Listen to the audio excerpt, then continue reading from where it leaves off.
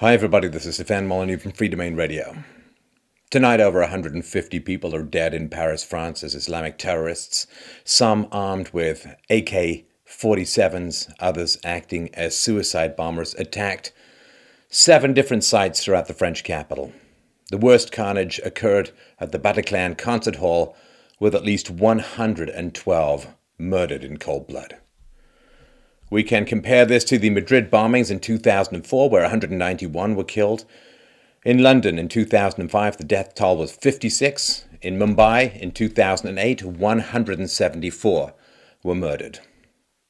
BBC reports that the Paris attackers shouted, "It's for Syria," and Allahu Akbar, but says that we really shouldn't speculate about the allegiance of the attackers. A man arrested in connection to attacks reportedly told officials, "I am ISIS." This Paris terror attack was the second deadliest on a Western city since 9/11, and it was the worst since the Madrid train bombings in 2004, where 191 were killed. This is the deadliest terrorist attack in France since World War II. Parisian authorities were warning residents not to leave their homes until the situation is resolved. This is the first time this has happened since 1944. French President François Hollande says the borders will be shut down due to the unprecedented terror attacks. France's state of emergency laws reportedly allow for the government to operate with extraordinary powers for a 12-day period. 1,500 French soldiers are being deployed to the streets of Paris. The Paris police chief has said that all of the suspected terrorists are believed to be dead, though how he confirms this, who can tell? One of the assailants in Paris used France's intervention in Syria's war to justify the attacks, said a witness who was at the Bataclan. The witness said, "I clearly heard them say, it's the fault of French President François Hollande. It's the fault of your president. He should not have intervened in Syria." The assailants, the attackers, the terrorists also spoke about Iraq. What was he referring to? Well, on Sunday, November the 8th, France conducted an airstrike on Syria's oil infrastructure, which was the latest of a series of military measures which began in September. In late September, President Hollande claimed that an ISIS training camp in eastern Syria posed a threat to French security and ordered it destroyed, accomplishing the task without civilian casualties, he claimed, at least at the time. France has been involved with airstrikes in Iraq as part of the US-led coalition since 2014, but has previously restrained from attacking Syria in order to avoid strengthening President Bashar al-Assad. Apparently, the president's strategy changed, reportedly because of growing concern about the Syrian refugee crisis. This military action ordered by the president occurred despite a parliamentary vote against any such actions and national polling showing that 64% of the French population opposed military intervention. But hey, it's a democracy, folks. In February, ISIS released a French-language video warning France not to participate in US-led attacks in Syria, claiming that operatives were within France who awaited instructions for attack. Quote, "Islamic State fighters are deployed everywhere, and your nightmare begins now, along with the real war." See, for the past 100 or so years, and in particular over the past couple of decades, Western governments have been involved in a fantastically complex and futile and self-destructive program. It's a government program called, "Hey, let's bring peace and stability to the Middle East," which we'll talk about in a few minutes. Where does the French government sit in all this? Well, in 2014, France was the world's 3rd largest arms-selling country, with their top customer being the United Arab Emirates. Good job, France!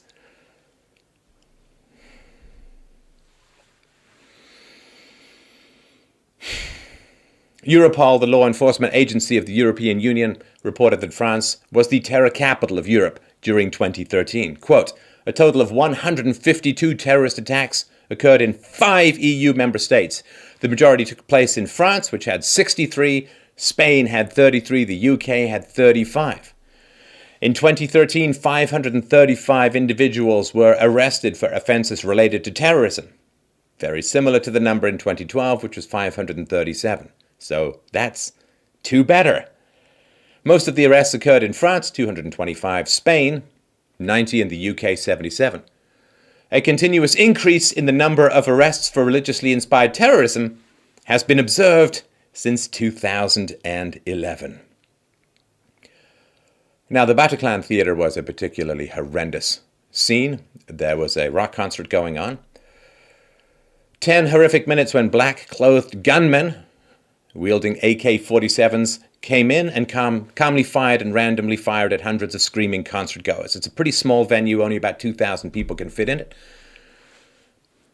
It was a bloodbath, said Julian Pierce, a reporter for France's Europe 1 radio station. People yelled, screamed, and everybody lying on the floor, and it lasted for 10 minutes.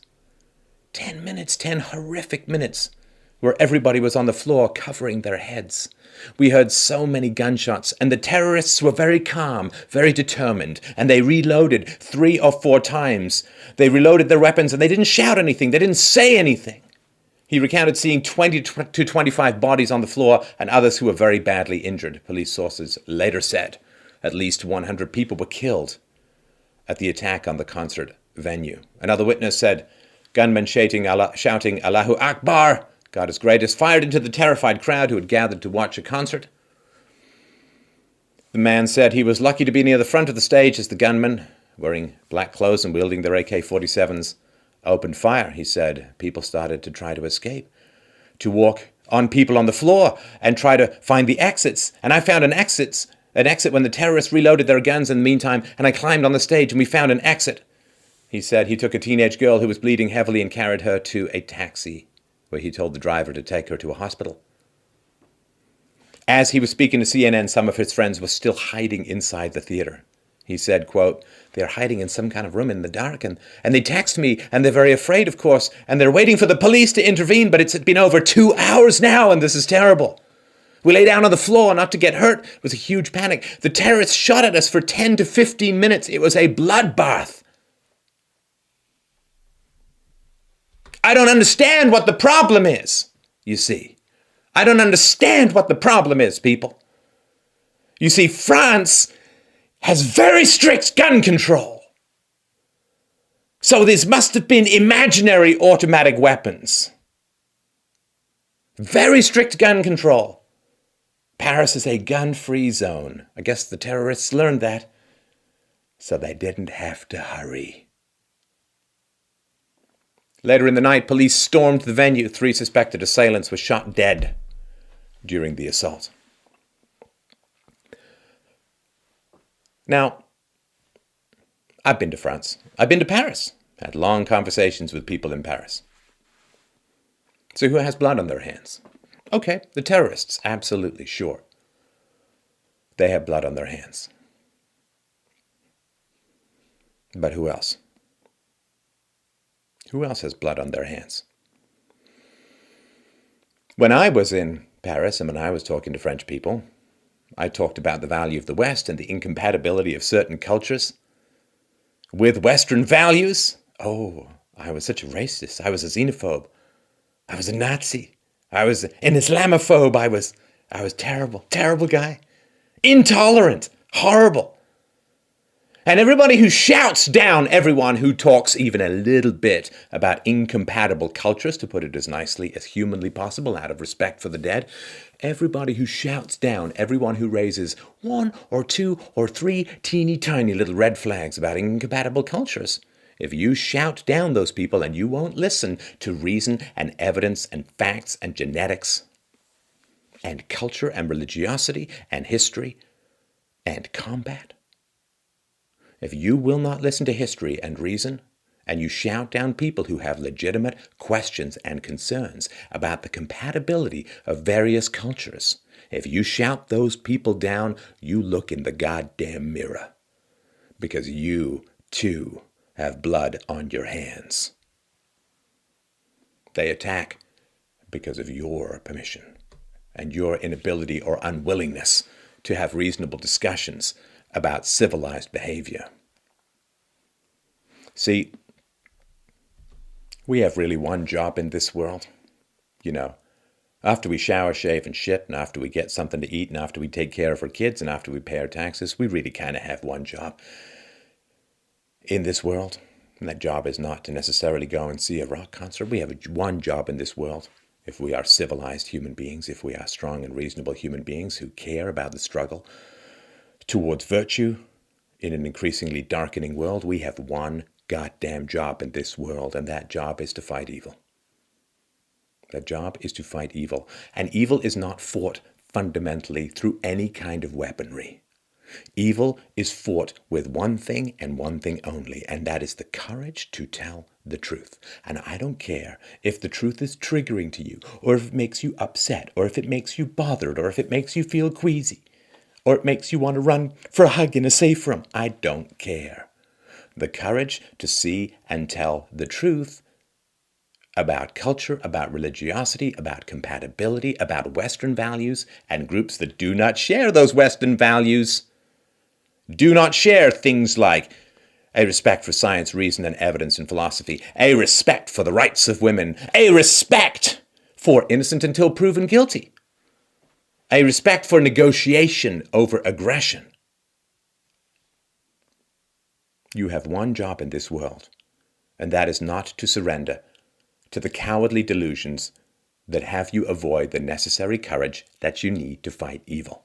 Why do we have a decent civilization in the West? Lots of flaws, lots of problems. Why do we have a decent civilization in the West? Because our ancestors fought for freedom. Our ancestors fought against tyranny and murder. And it's our job to keep it going. That is the job. We inherit this incredible gift called freedom, called the rule of law, called respect for women, called peaceful parenting. We inherited this because people fought and died and darkened the skies with mountains of bodies to keep evil at bay. And we don't have to do that. We don't have to fight with weapons. We only have to stand up and have some uncomfortable dinner parties where we tell people the truth about the reality of the world. It's all we have to do. Nobody has to crucify themselves. Nobody has to throw themselves on a funeral pyre. Nobody has to garrote themselves with a fish knife. All we have to do is speak the truth and shame the devil. That is your one job. It is far less than what our ancestors did to achieve the civilization that we are so relentlessly squandering away in cowardice, in silence, in shaming anybody who speaks the truth about the world. We have one job to do. And the primary evil that we need to fight is the policies of our own governments, not people overseas.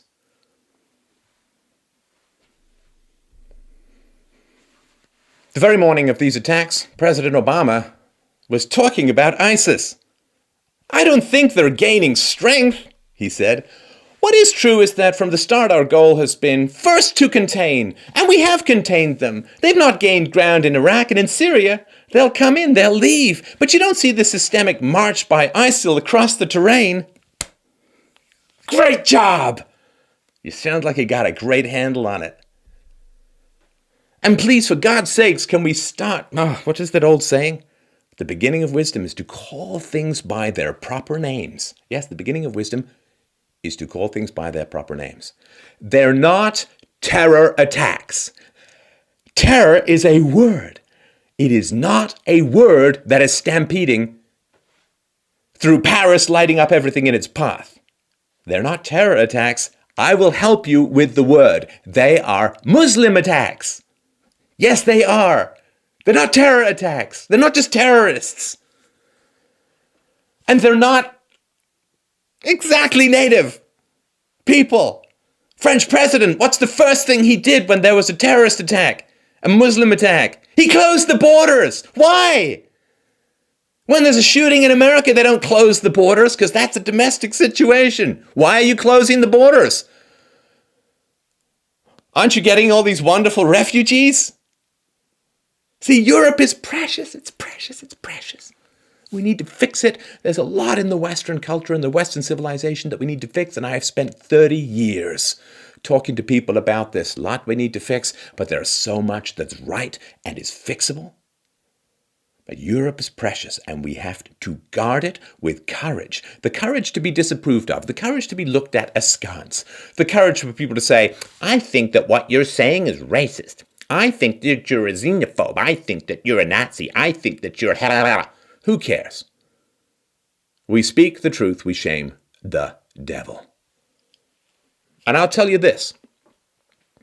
When I heard about this news tonight, I was appalled. I was angry. I was scared. But I'll tell you there's one thing that I was not. There's one thing that I was not. And that is surprised. Why? Well, it's pretty simple. Let's look at some dominoes. Let's look at a couple of dominoes. Okay, let's say that you want to create something like the horror that happened in Paris. Okay, let's say we just go and colonize a whole bunch of Middle Eastern countries. They don't have a lot of the Western traditions. They don't have that innocent till proven guilty. They don't have separation of church and state. They don't have respect for women's rights. They're brutal on their kids. And they have an extremely mystical and, let's just say, somewhat aggressive approach to spreading their religion. Say, for instance, you might have a religion like Christianity, which spreads by the word, or you might have a religion like Islam, where if you decide not to be Muslim anymore, the penalty is death. See, I decided not to become a Christian at some point in my life, and the penalty for this apostasy was not death. So, go colonize a whole bunch of Middle Eastern countries. Then use largely American military power to overthrow a whole bunch of Middle Eastern governments, say in this post-Second World War period. Then what you need to do is install puppet regimes very friendly to Western governments, the military-industrial complex, and just about every multinational corporation that wants to stick a giant ostrich hedge of straw into the ground and suck out all of the oil that the planet has to offer. Oh! I got a great idea. When you've done that, why don't you sell a whole lot of high-tech weaponry to a whole bunch of Middle Eastern governments so they can really oppress their people? What could go wrong? Oh, I got a good idea too. If you're America, why don't you train and arm a whole bunch of mujahideen in Afghanistan so that they can help overthrow the Soviet superpower that's invaded Afghanistan? Because Lord knows when the West invades Afghanistan, nothing ever goes wrong. Oh, then you can invade, say, and destroy a whole bunch of Middle Eastern countries. Arm a bunch of rebels that turn out to be terrorists, arm a bunch of terrorists that turn out to be rebels. Just keep stirring all of that vinegar into the soup and throw in some magnesium, hell's Satan sweat, and, I don't know, some nitroglycerin. What could go wrong? Oh, also, when you invade and destroy a whole bunch of Middle Eastern countries, really, really make sure you use the weapons that destroy the entire genetic integrity of an entire population. Then, after antagonizing a whole region of somewhat aggressive people, I've got a great idea. Why don't you invite millions of them to come and live in your countries? And if anyone has a problem with any of this, just scream that they're a racist, xenophobic, Nazi, Hitler, Islamophobe, whatever.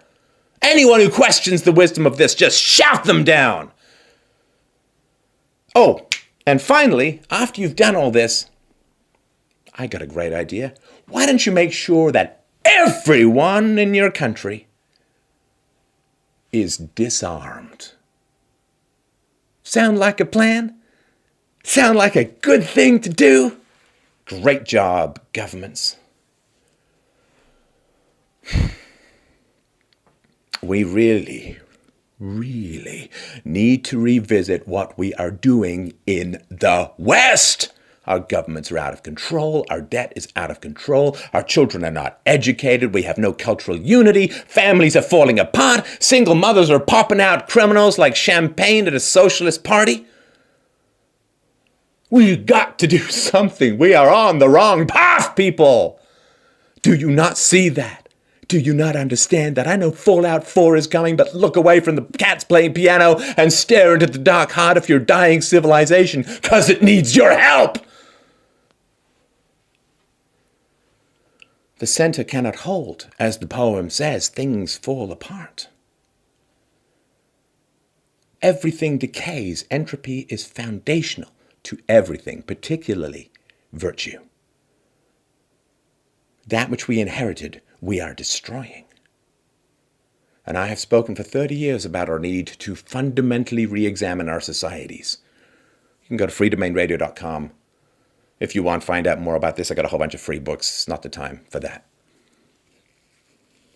I've been talking for 30 years about our need to fix what we are so hell-bent on breaking the fragile, delicate spiderweb of civilization that has a trembling hold over the dark impulses of the blackened human heart. This little spiderweb, this little tiny dewdrop spiderweb of civilization that we just want to smash through.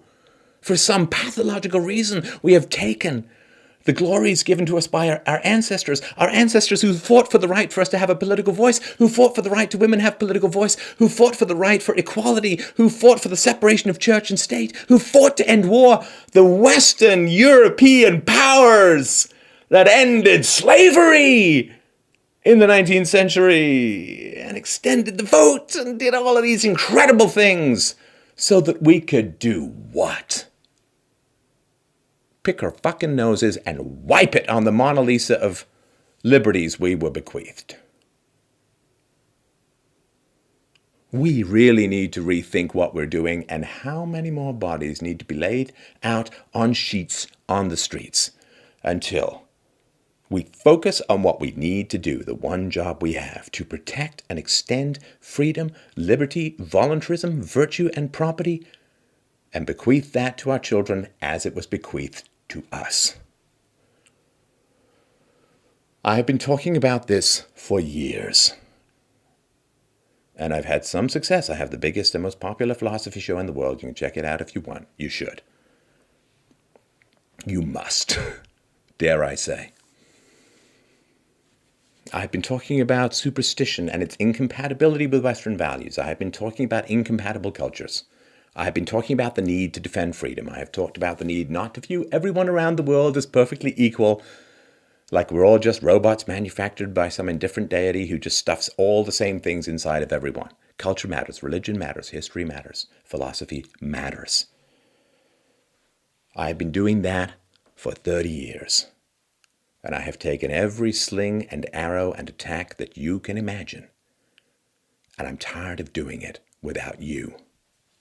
Because I can't do it without you. No one is coming along to save you. No one is coming along to stop bad people from doing bad things to you and those you love. It is your job.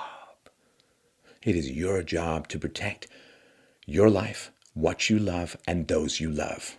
I can't save you. The government sure as hell can't save you. The police, when seconds count, they're hours away. Disarming everyone can't save you. Turning all your money and power over to the government is only going to make things worse. It is your job. I've been saying that for years. And I put out a video, we'll link it below, a couple of months ago, about the migrant crisis. Did these terrorists come from Syria? Were they refugees? We'll find out over time. I've been saying it for 30 years. I've been right, and I hate it. You know, sometimes, I'll tell you, sometimes I really hate being a philosopher, particularly a very good philosopher, which I am. I really hate being a philosopher. Do you know what being a philosopher really means? Do you know what it really means? Being a good philosopher means always being incredibly sorry that you're so goddamn right. We really need to rethink what we're doing everywhere across the world, but particularly in the West. We need to wake up, view history, view what's going on, view the big picture. The government program called Let's Bring Peace and Stability to the Middle East is doing what all government programs do, which is deliver the exact opposite of what is promised. We need to think outside the box of where we grew up. We need to think outside the box, because the box is actually a coffin. And we are running out of light.